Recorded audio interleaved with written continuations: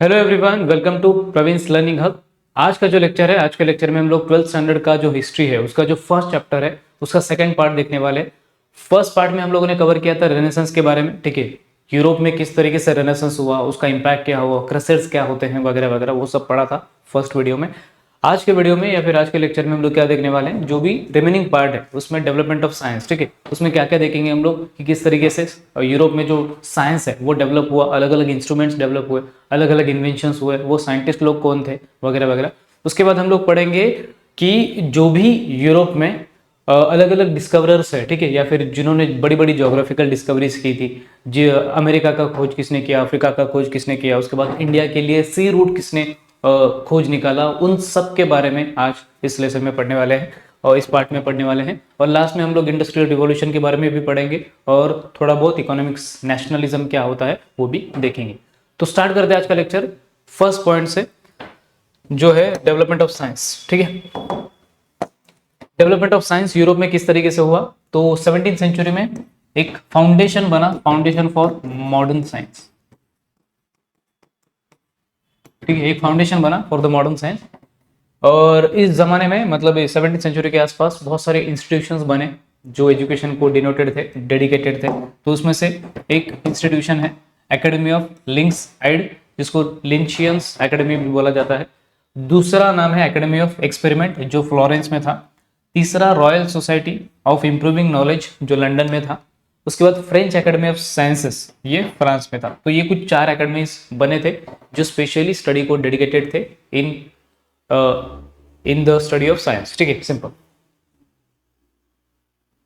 उसके बाद scientific inventions देखेंगे तो साइंटिफिक इन्वेंशंस अलग अलग लोगों ने अलग अलग इन्वेंशंस किए थे, बहुत सारे सब्जेक्ट्स वगैरह डेवलप हुए थे, बहुत सारे इंस्ट्रूमेंट्स बनाए गए थे, जैसे कि कंपास बनाया गया था जिससे डायरेक्शन पता चलता है। उसके बाद टेलीस्कोप बनाया गया था जिससे हम लोग प्लैनेट्स को वगैरह ऑब्जर्व कर सकते हैं, स्टार्स को ऑब्जर्व कर सकते हैं, स्पेस में जो भी सेलेस्टियल बॉडीज है उनको ऑब्जर्व किया जा सकता है।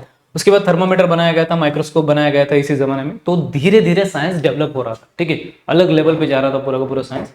और फिजिक्स में हीट और साउंड, ये जो दो टॉपिक्स है, एक हीट है दूसरा साउंड है, इन दोनों टॉपिक्स पे रिसर्च बढ़ रहा था इस जमाने में। और एक नया जो अपना सब्जेक्ट होता है वो इवॉल्व होके आ रहा था, ठीक है।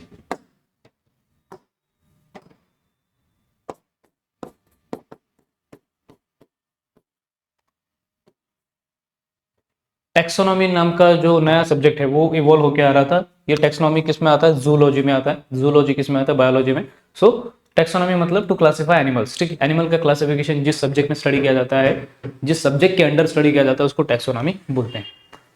आई होप इतना क्लियर है आपको। उसके बाद साइंटिफिक इन्वेंशंस में सबसे पहले तो इंस्ट्रूमेंट्स वगैरह डेवलप हुए, फिर रिसर्च हुआ फिजिक्स में, टैक्सोनॉमी नाम का नया सब्जेक्ट इवॉल्व हुआ। उसके बाद इलेक्ट्रिकल साइंस करके एक सेपरेट सब्जेक्ट इवॉल्व होने लगा, जिसमें लाइटनिंग और इलेक्ट्रिसिटी, ये दो सब्जेक्ट पे एक इंसान ने भर भर के काम किया था। उसका नाम क्या था, बेंजामिन फ्रैंकलिन, ठीक है। तो इस तरीके से साइंस का डेवलपमेंट हो रहा था यूरोप में। उसके बाद अगर हम लोग टेक्सटाइल इंडस्ट्री की बात करेंगे तो टेक्सटाइल इंडस्ट्री में ये जो इंसान है जिसका नाम जॉन के है, उन्होंने क्या बनाया था, एक छोटा सा फ्लाइंग शटल बनाया था, ठीक है। ये जो मशीन है ये बनाया था फ्लाइंग शटल। इसकी वजह से क्या हो गया, जो वेविंग है, मतलब जो कॉटन से हम लोग धागे बनाते हैं, धागे से जो कपड़े बनाते हैं, कपड़े बनाने का जो वेविंग का स्पीड है वो इंक्रीज हो गया इस मशीन की वजह से। किसने बनाया था, जॉन के ने। उसके बाद और एक साइंटिस्ट आते हैं जिनका नाम है सैमुअल क्रॉम्पटन, ठीक है। सैमुअल क्रॉम्पटन, जिनका सुंदर सा चेहरा देख सकते हो आप लोग, ठीक है। इन्होंने उस स्पिनिंग मशीन को मॉडिफाई किया, ठीक है, और एक नया मशीन बना है जिसकी स्पीड बहुत ज़्यादा बढ़ गई, 200 टाइम्स बढ़ गई, ठीक है। जो वेविंग का स्पीड है, जो कपड़े बनाने का स्पीड है, वो 200 टाइम्स बढ़ गया। और उस मशीन का नाम क्या रखा उन्होंने, स्पिनिंग म्यूल, ठीक है। तो ये याद रखना आप लोग। देन ये जो थे, इन्होंने पावर लूम बनाया, ठीक है। इनका नाम क्या है नॉर्मली, तो यहां पे देखो, एडमंड कार्टराइट।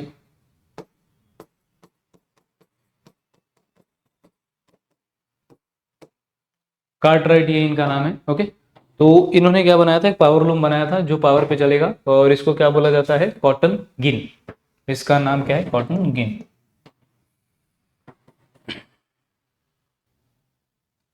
तो टेक्सटाइल के फील्ड में ये सारे डेवलपमेंट्स हुए थे, ठीक है। उसके बाद हम लोग देखते हैं next field, that is metallurgy. Metallurgy का मीनिंग क्या होता है? ऐसा साइंस जहां पे मेटल्स को ओर से कैसे एक्सट्रैक्ट किया जाता है उसका स्टडी होता है। मतलब सपोज एक चीज होती है ओर मतलब क्या? ऐसी चीज, सपोज करो एक छोटा सा रॉक है, ठीक है। सपोज करो ये एक छोटा सा रॉक है, उस रॉक के अंदर कोई तो मेटल है थोड़ा सा, उस रॉक के अंदर थोड़ा सा ये छोटा सा मेटल है। तो इस मेटल को उस रॉक से बाहर निकालने का जो एक्सट्रैक्शन का जो प्रोसेस होता है,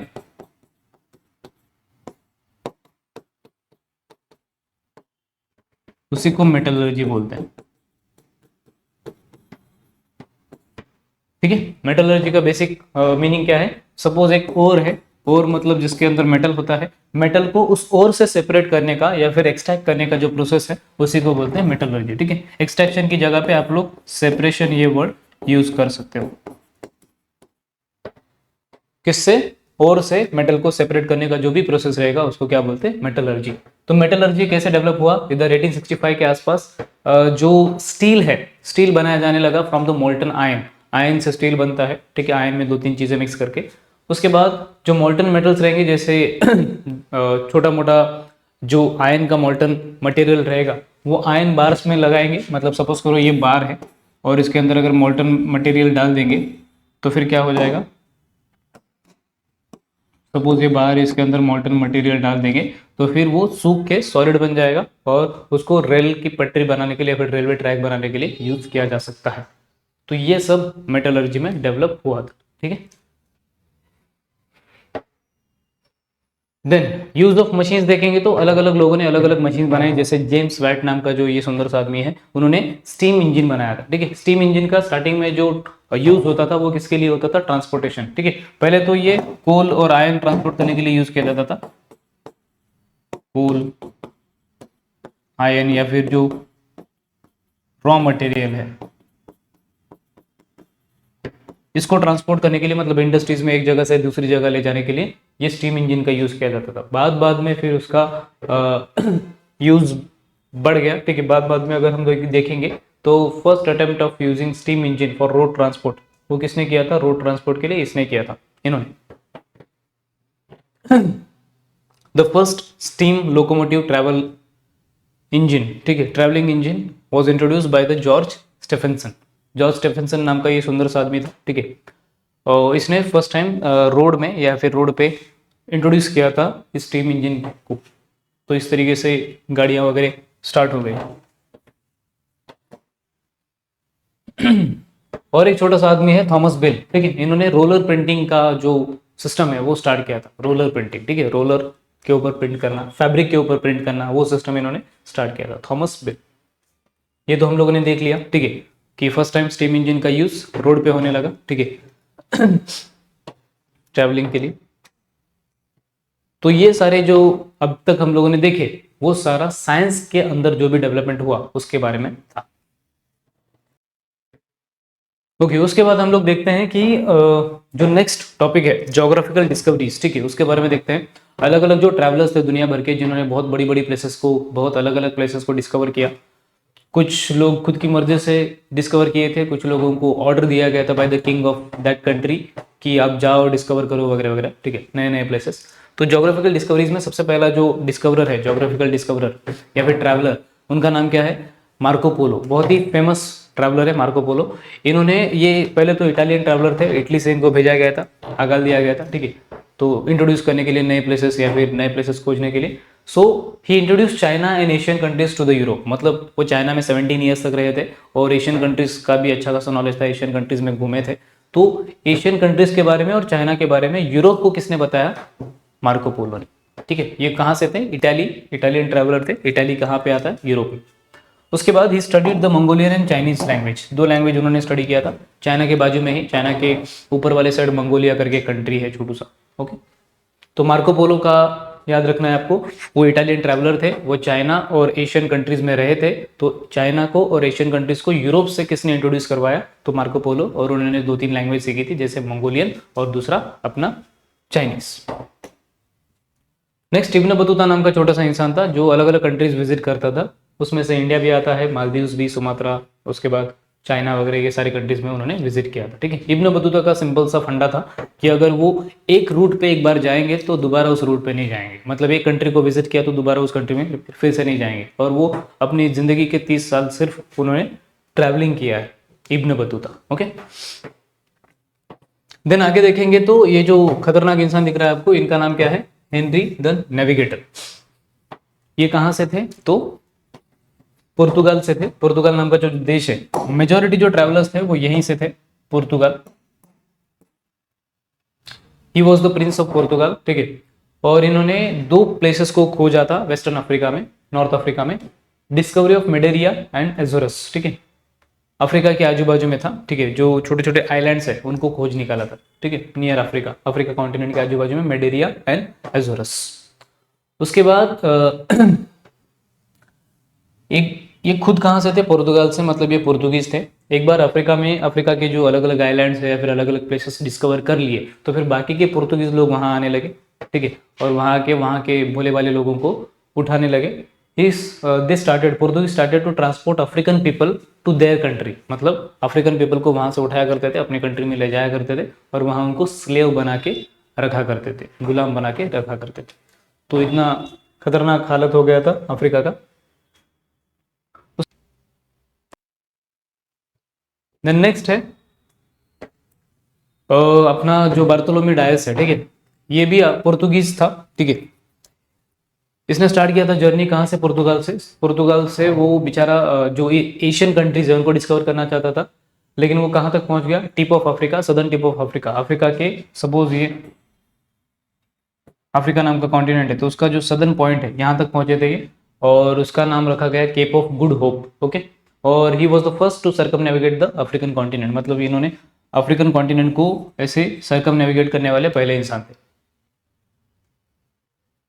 उसके बाद जो नेक्स्ट है कोलंबस। ठीक है, इनका नाम तो सुना ही होगा आप लोगों ने।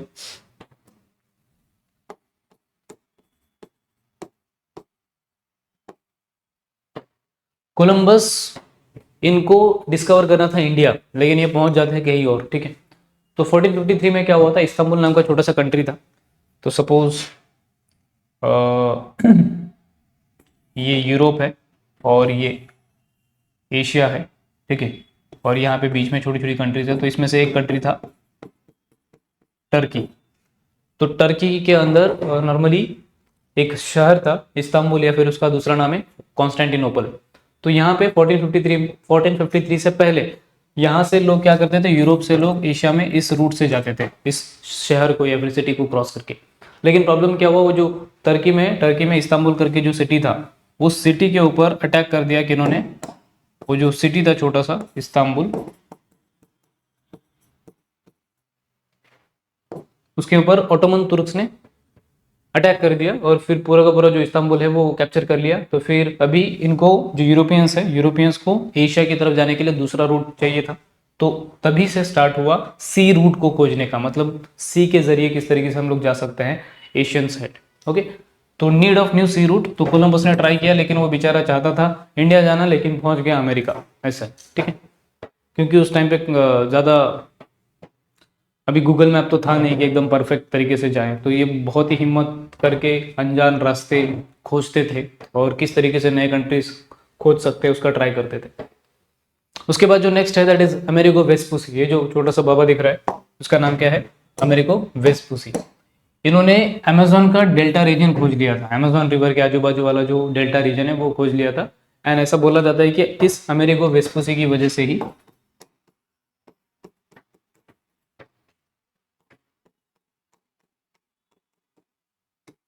इनकी वजह से ही क्या हुआ था कि अमेरिका का नाम अमेरिका पड़ा था। उसके बाद सबसे खतरनाक खिलाड़ी जिन्होंने इंडिया की खोज की फाइनली, उनका नाम क्या था, वास्को द गामा। 1497 से निकले थे वो, कहां से निकले थे, पुर्तगाल से, पुर्तगीज थे ये। ठीक है, और इनको इंडिया खोजना ही था। तो 1498 एक साल बाद वो पहुंचे इंडिया की रूट को पकड़ते हुए। ही रीच कैलिकट, कैलिकट मतलब कोझिकोडे भी बोला जाता है केरला में। केरला में कैलिकट नाम का जगह है जिसको कोझिकोडे बोलते हैं।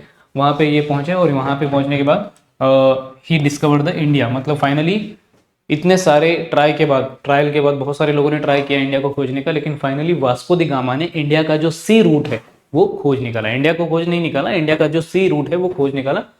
और एक बार यहाँ पे पहुंच गए तो यहाँ के जो राजा थे उनका नाम था किंग झामोरिन। तो झामोरिन से उन्होंने परमिशन लिया टू ट्रेड, और यहाँ से स्टार्ट हुआ ट्रेड। वास्को द गामा क्या करता था, इंडिया में आता था, इंडिया के मसाले वहाँ पे लेके जाता था और वहाँ पे 400-500 टाइम ज़्यादा प्राइस बना के वहाँ पे बेचता था, तो उसको बहुत प्रॉफिट हो रहा था ऐसा। ठीक है, यहाँ पे सपोज करो 50 रुपये में अगर खरीदेगा तो वहाँ पे डायरेक्टली 5,000 10,000 रुपये में बेचेगा ऐसा। तो बहुत ज़्यादा प्राइस बढ़ा के वो बेचारा बेचता था। देन फर्डिनेंड मैगलन, ठीक है, इनका स्टोरी अलग ही है। ये ऐसे इंसान है जो थोड़ा सा बहुत ही तूफानी इंसान ऐसा बोल सकते हैं। ठीक है, मतलब इनको पूरा का पूरा जो अर्थ है, अर्थ का सर्कम नेविगेशन करना था। So he was Spanish and he made the first attempt of circumnavigating the earth. ठीक है, अर्थ, पूरे अर्थ को एक चक्कर लगाना है, अर्थ का एक चक्कर कंप्लीट करना है, ऐसा इन्होंने डिसाइड किया था। और उसी के लिए वो निकल भी पड़े थे उनके कुछ दोस्तों के साथ, कंपेनियंस के साथ, और ऑलमोस्ट उन्होंने कंप्लीट किया था। ऑलमोस्ट पूरे अर्थ का चक्कर कंप्लीट होने ही वाला था, लेकिन फिलीपाइंस में कुछ उनके खूंखार दुश्मन आ जाते हैं, उनको मार देते हैं, ये बेचारा टपक जाता है। तो इसका सपना तो अधूरा रह गया, लेकिन उसके जो कंपेनियंस थे वो बच गए। तो फिर उन्होंने वो पूरा का पूरा जो सर्कम नेविगेशन है वो कंप्लीट किया। ठीक है, आई होप आपको इधर तक क्लियर है। देन आगे देखेंगे तो लुइस एंटोनी करके एक छोटा सा इंसान था जो फ्रेंच था, उसने एक बुक लिखा है वॉयजेस अराउंड द वर्ल्ड करके। मंगो पार्क करके एक था, हाँ, तो हम लोग क्या देख रहे थे, लुइस एंटोनी। ठीक है, इन्होंने जो बुक लिखा था वो वॉयजेस अराउंड द वर्ल्ड था। उसके बाद मंगो पार्क नाम का छोटा सा इंसान है जो स्कॉटिश था, स्कॉटलैंड का, उसने वेस्टर्न अफ्रीका डिस्कवर कर लिया था। उसके बाद he trace the course of Niger river, मतलब नाइजर रिवर कहाँ से फ्लो होता है, कहाँ तक फ्लो होता है, उसके बारे में उन्होंने ट्रेसिंग किया था। उसके बाद इंडस्ट्रियल रिवॉल्यूशन। इंडस्ट्रियल रिवॉल्यूशन का बेसिक मीनिंग है कि इंडस्ट्रीज का जो बूस्ट है वो बहुत ज्यादा हो गया इंग्लैंड में। England is known as the mother of industrial revolution. ठीक है, सो यहाँ पे इसका बेसिक फीचर क्या है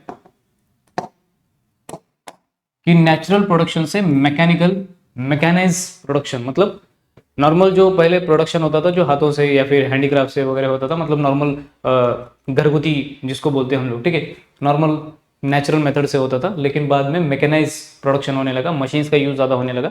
तो मशीन्स का यूज ज़्यादा होने लगा मतलब मैकेनिकल वे ऑफ प्रोडक्शन बढ़ गया, तो फिर इसी को इंडस्ट्रियल रिवॉल्यूशन बोलते हैं, इंडस्ट्रीज बढ़ गई।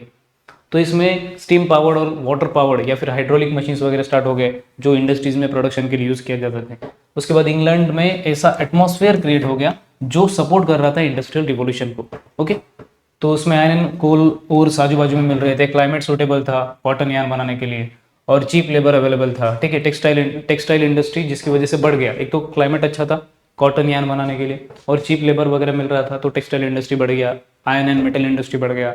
ठीक है, रेलवेज वगैरह डिस्कवर हुए थे, तो रेलवेज वगैरह ट्रांसपोर्ट करते थे गुड्स का एक जगह से दूसरी जगह। तो ओवरऑल ट्रेड करने के लिए इंडस्ट्रीज बूस्ट होने लगी। ठीक है, और इंडस्ट्री जैसे जैसे बूस्ट होने लगी वैसे वैसे जो इंडस्ट्रियल रिवॉल्यूशन है वो अलग ही लेवल पे पहुंच गया।